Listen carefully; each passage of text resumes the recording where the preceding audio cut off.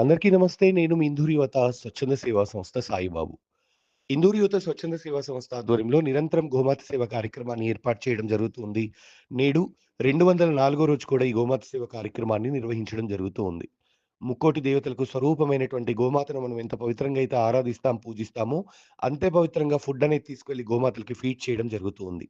మీరు కూడా ఇలాంటి గోమాత సేవ కార్యక్రమాల్లో పాల్గొనాలి అంటే టీమ్ ఇందూరు యువత యూట్యూబ్ ఛానల్ సబ్స్క్రైబ్ చేయండి. గోమాత సేవ కార్యక్రమాల్లో మీరు కూడా స్వయంగా పాల్గొనండి.